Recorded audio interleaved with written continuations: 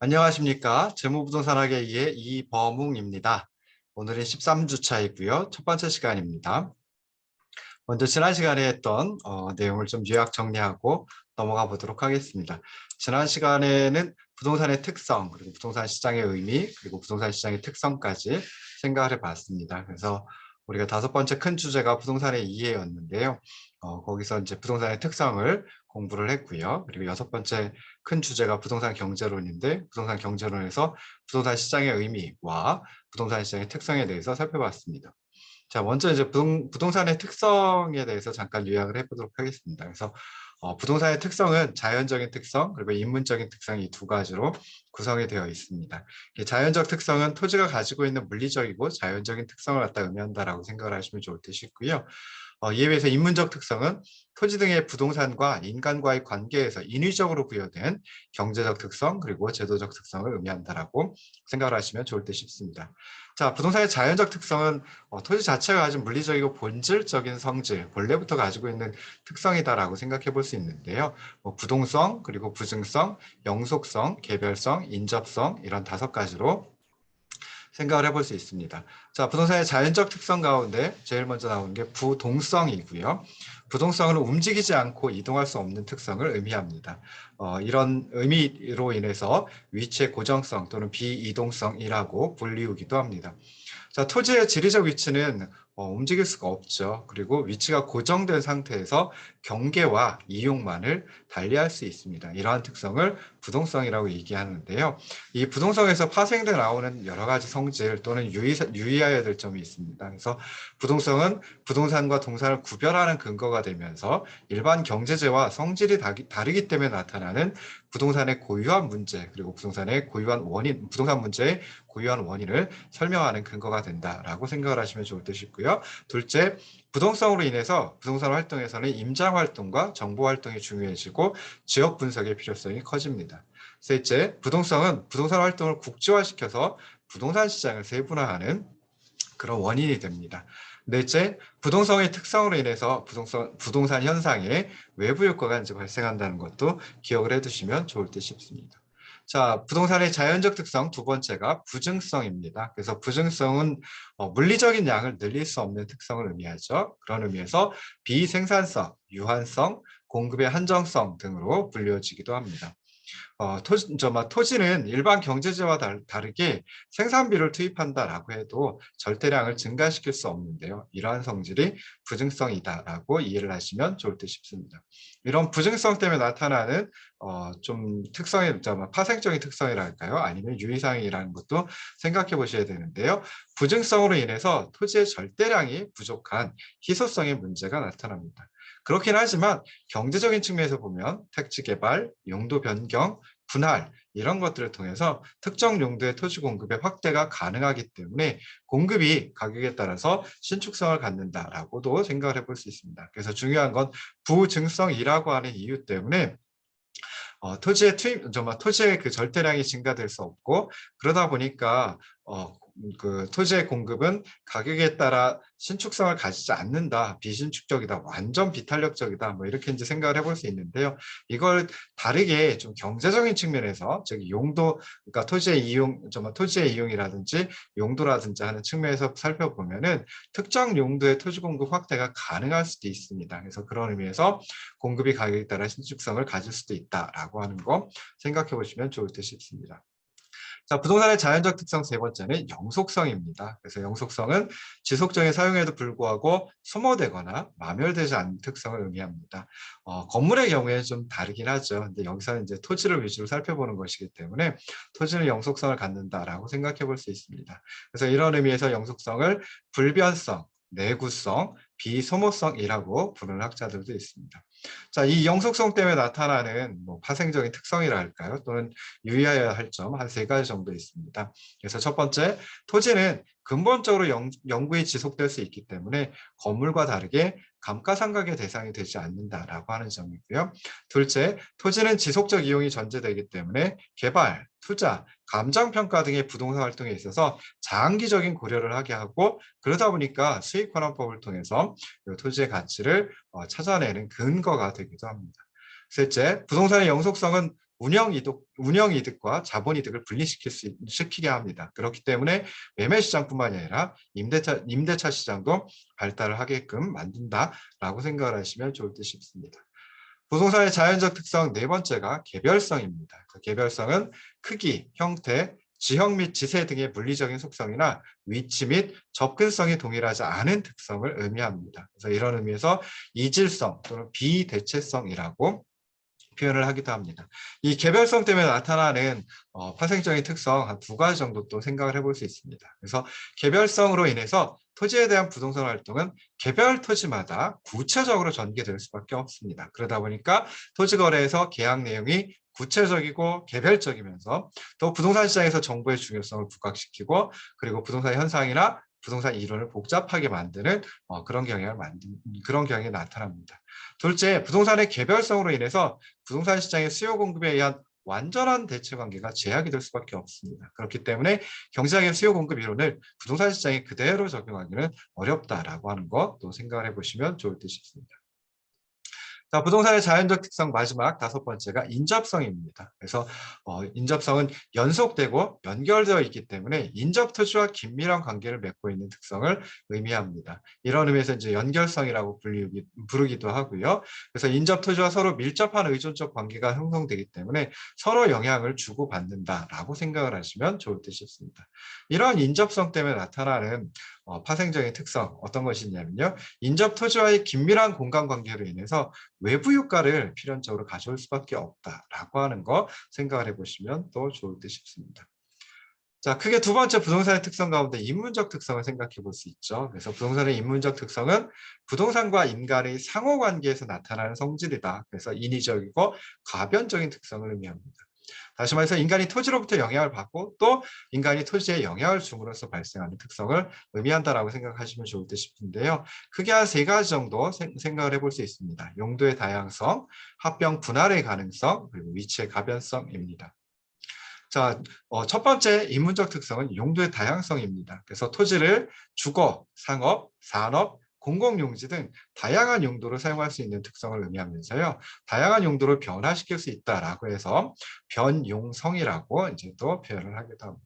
이런 용도의 다양성 가지고 또 생각해 봐야 될 파생적인 특성 또는 유의사항 한 두 가지 정도 생각해 볼 수 있습니다. 첫째는 토지의 용도가 다양하기 때문에 하나의 필지에 여러 가지 용도가 경합한다라고 생각해 볼 수 있고요. 일정한 용도로 사용되고 있는 토지가 다른 용도로 전환될 수 있기 때문에 최유효 이용의 판단 근거가 된다라고 생각해 볼 수 있습니다. 그래서 나중에 혹시 이제 그 재무부동산학 전공을 택하게 되면 감정평가론이라든지 하는 과목을 듣게 될 텐데요. 자, 그때는 이제 최유효 이용 또는 최고 최선의 이용이라고 하는 게 굉장히 중요한 개념으로 나옵니다. 그럴 때 최유효 이용을 판단하는 근거, 그게 바로 용도의 다양성 때문이다라고 생각을 하시면 좋을 듯 싶습니다. 자, 용도의 다양성으로 인해서 나타나는 두 번째 파생적인 특징 또는 유의사항 보시면요. 용도의 변경으로 경제적 이용 상태를 변화시키거나 또는 대체적인 이용을 통해서 토지의 가치와 효용성을 크게 할 수 있는 여지가 있다라고 생각을 하시면 좋을 듯 싶습니다. 자, 두 번째 부동산의 인문적 특성은 합병 분할의 가능성입니다. 그래서 다양한 이용 목적에 따라서 법률이 허용하는 한도 내에서 인위적으로 필지를 합병 또는 분할을 할 수 있는 특성을 의미합니다. 그래서 이런 그 합병 분할의 가능성 때문에 나타나는 특성 한 두 가지 정도 생각을 해볼 수 있는데요.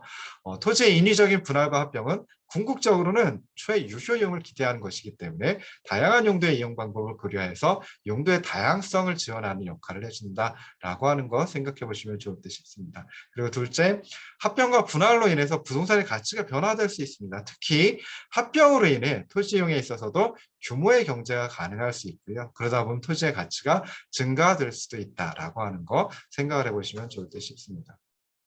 자, 부동산의 인문적 특성 세 번째는 위치의 가변성입니다. 그래서 토지를 둘러싼 여러 가지 인문적 환경이 변화함에 따라서 부동산의 사회적, 경제적, 행정적 위치가 변화하는 특성을 말합니다.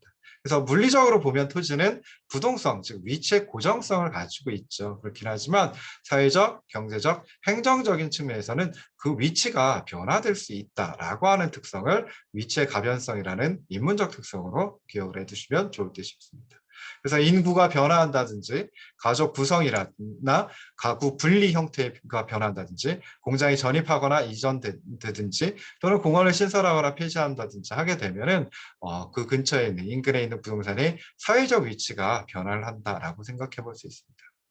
자, 또 도로, 철도, 공항, 항만 등을 신설하거나 확장하는 경우 또는 토지의 용도 전환이 이루어지는 경우 또는 경제 성장, 경기 변동이 이루어지는 경우 같으면 부동산의 경제적 위치도 변화를 하게 됩니다.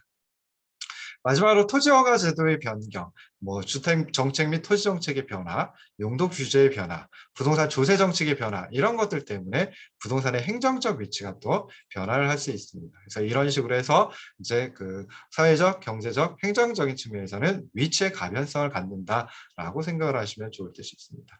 자, 이렇기 때문에 사회적, 경제적, 행정적 위치가 변화할 수 있기 때문에 당연히 부동산에 대한 수요와 공급, 유용성이 또 영향을 받게 됩니다. 그래서 결국 가격을 변동시키는 그런 결과까지도 가져오게 됩니다.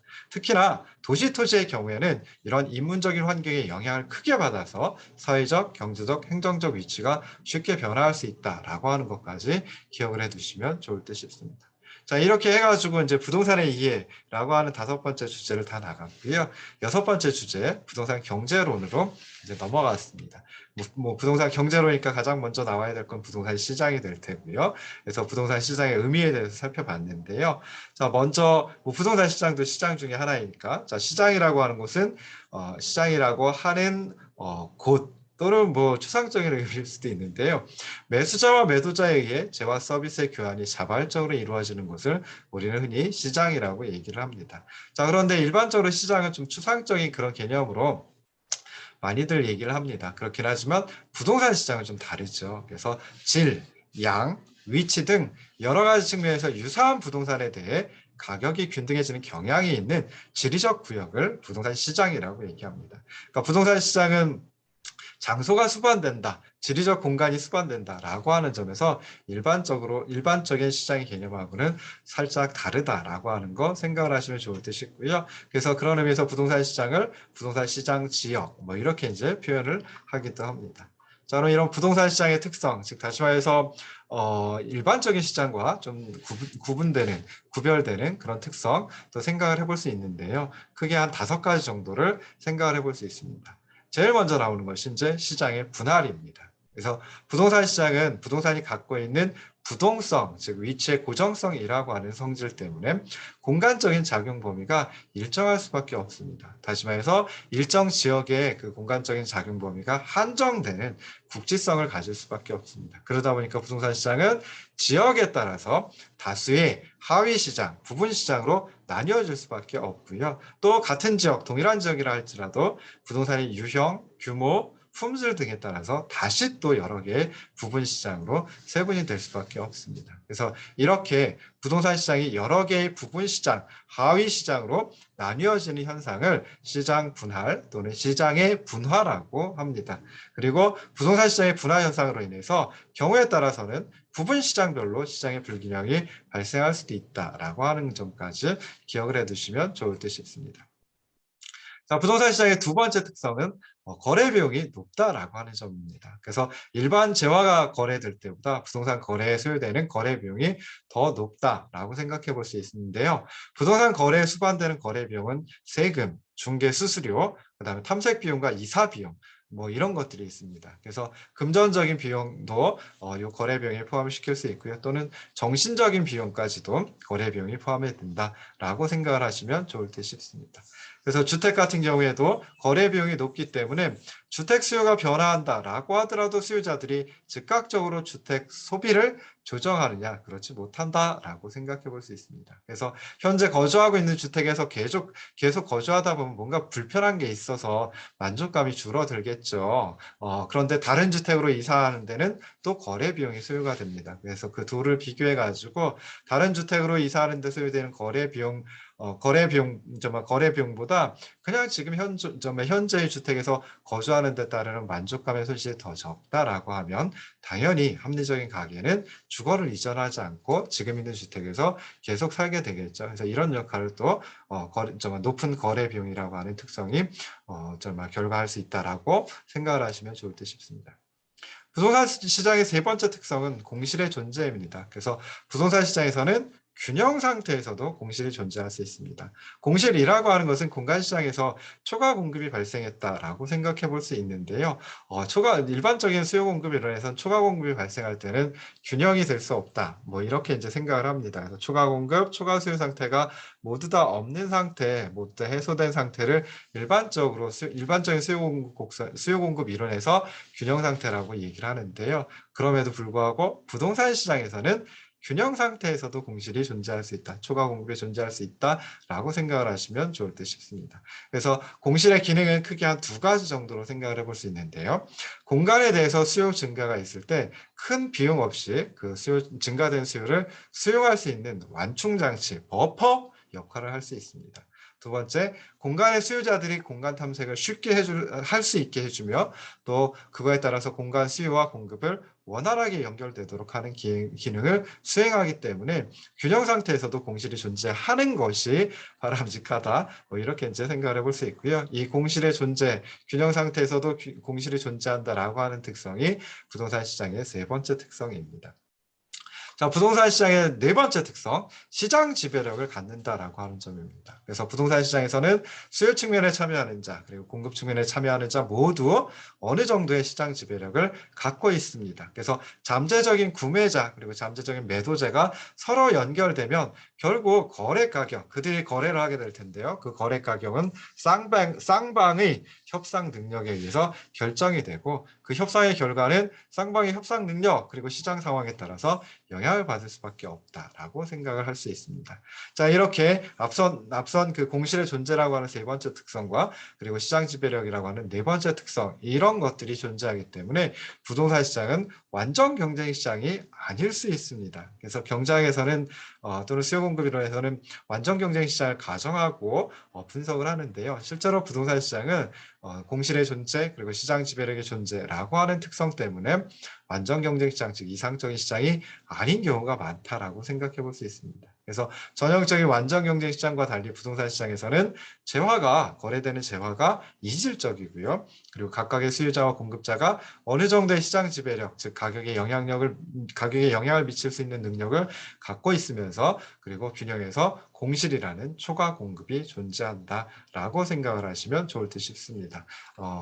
다섯 번째 부동산 시장의 특성은 가격 및 수량 조정의 어려움입니다. 그래서 먼저 수량 조정이 어렵다라고 하는 것은 신규 공급되는 규모는 기존의 부동산 재고에 비해 매우 작을 수밖에 없습니다. 그러다 보니까 부동산 재고는 아주 서서히 증가될 수밖에 없고요. 특정 시점에서 부동산 공간 서비스는 주로 기존 건물의 재고에서 창출된다. 즉 수량 조정이 어렵다라고 생각해 볼 수 있습니다. 자, 둘째, 가격 조정도 어려운데요. 가격 조정이 어려운 이유는 크게 한 세 가지 정도 생각해 볼 수 있습니다. 그래서 가격 조정은 적정한 공실률을 유지하는 범위 내에서 이루어지기 때문에 가격 조정이 어렵다라고 생각해 볼 수 있고요.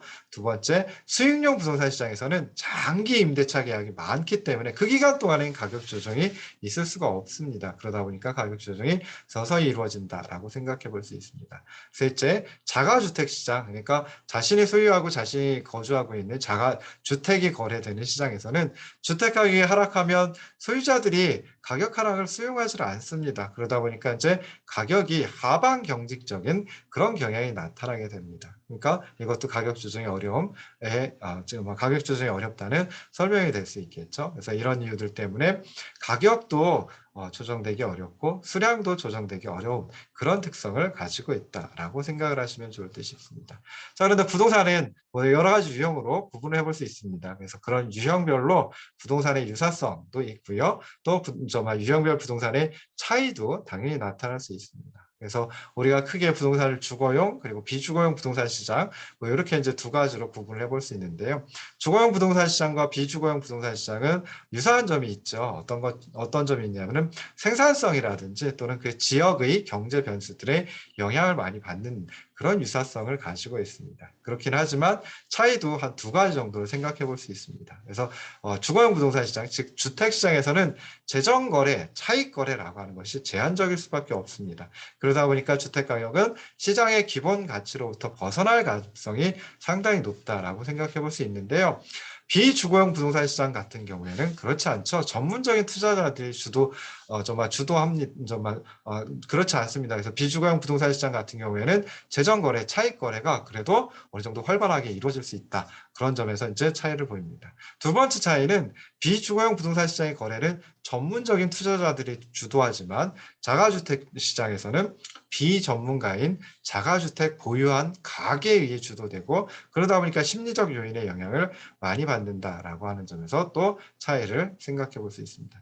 자, 이런 그 주거용, 비주거용 부동산 시장, 과 달리 토지 시장은 또 이제 좀 다릅니다. 그래서 토지 시장에서 토지는 한번 개발하고 나면 개발 이전의 상태로 되돌리는 것이 불가능한 경우도 많이 있고요.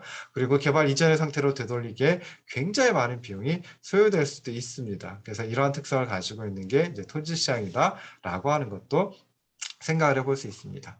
자, 부동산 시장과 관련해 가지고 또 중요한 것이 이제 부동산 경기 변동이라고 하는 것도 생각해 봐야 됩니다. 그래서 부동산 경기 변동은 거시 경제의 경기 변동에 영향을 미치는 굉장히 중요한 변수입니다. 사실 예전에는 그 부동산 시장 또는 부동산 경기 변동을 갖다가 그렇게 크게 취급하지 않았어요. 경제학에서는 부동산을 갖다가 거의 내버린 자식처럼 농담입니다. 예, 생각을 하기도 했었는데요. 근데 한 1980년대, 90년대 이후 들어서면서부터는 이 부동산 시장의 경기 변동이 국민 경제 전체의 경기 변동에 굉장히 큰 영향을 미치는구나. 그래서 그 중요성을 획득하기 시작했습니다. 특히나 이제 주택 가격 변동의 자산 효과가 나타날 수 있는데요. 그러면 이제 민간 소비가 변화를 하게 됩니다.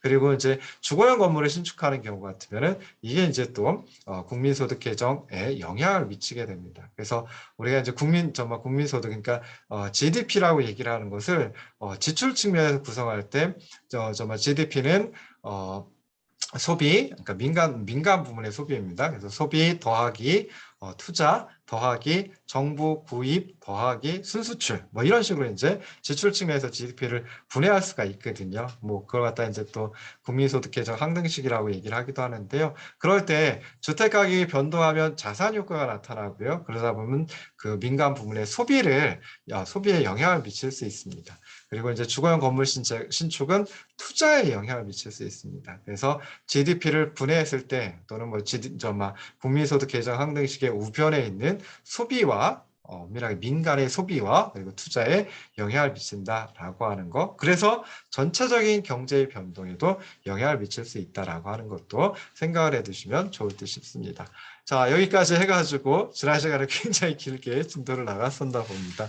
굉장히 많은 부분을 복습을 해봤고요. 자, 이번 시간에는 6번째 강의안 나가보도록 하겠습니다. 그래서 부동산 시장의 기능인데요. 자, 여기에 몇 페이지에 있냐면은 73쪽에 있습니다. 그래서 부동산 시장의 기능서부터 나가게 될 텐데요.